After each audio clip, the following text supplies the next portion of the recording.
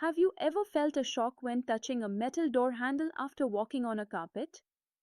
That little jolt comes from electric charges building up, and to understand how those charges move and interact, we need to explore a fundamental concept: electrostatic potential. Electrostatic potential at a point is defined as the work done in bringing a unit positive charge from a point far away, called infinity, to that location without letting the charge accelerate. Think of it like slowly pulling a tiny test charge closer to another stationary charge you're doing work against the electric field. The formula for electrostatic potential is V equals W divided by Q. That's V, the potential, equals W, the work done, divided by Q, the charge. Now, here's something cool. Electrostatic potential is a scalar quantity. That means it has magnitude but no direction. Also, it can be positive or negative depending on the nature of the source charge. For a positive source charge, the potential is positive. For a negative source charge, the potential is negative. Let's dive deeper. How do we calculate potential due to a single point charge? The formula is V equals open bracket 1 divided by 4 pi epsilon naught close bracket multiplied by Q over R, where V is the potential at a distance R, Q is the point charge, epsilon or epsilon naught is the permittivity of free space, and pi is pi, approximately 3.14. This equation tells us that the potential decreases as the distance increases. It's highest near the charge and drops off the farther you go, reaching zero at infinity. Also, remember that the unit of potential is the volt, and 1 volt equals 1 joule per coulomb. So, if a 1 coulomb charge gains 1 joule of energy, it is at 1 volt of potential. You can visualize this as a bunch of concentric circles around a point charge, each representing locations of equal potential called equipotential surfaces. We'll explore those next. Now let's make sense of this idea of equipotential surfaces. Imagine a surface where, no matter where you move, the potential remains exactly the same. That's what we call an equipotential surface. The big takeaway here: no work is done in moving a charge along such a surface because the potential difference is zero.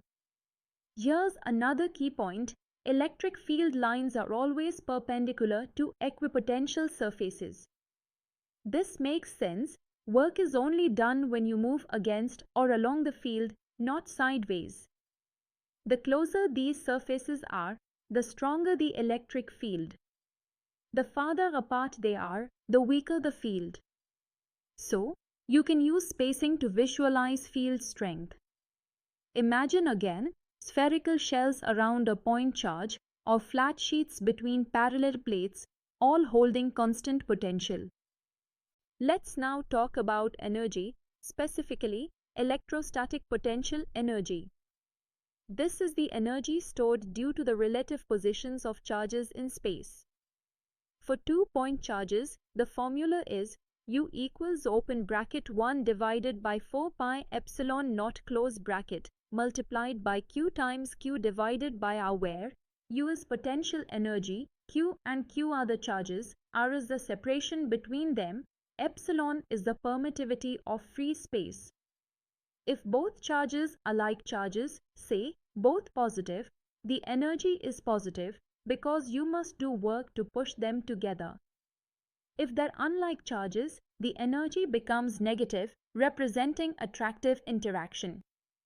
This energy tells us how much potential interaction is stored between charges, like a spring stretched between two particles, ready to pull or push.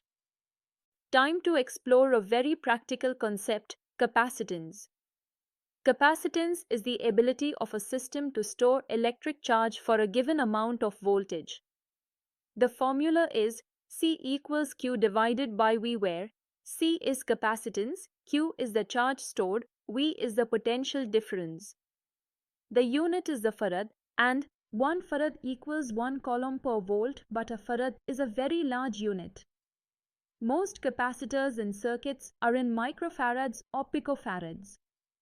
Capacitance depends on two things: the geometry of the conductors, like their area and distance, and the material between them, called a dielectric.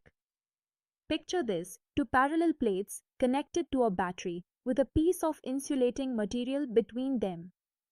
As voltage is applied, charge builds up on the plates, and that's your capacitor in action.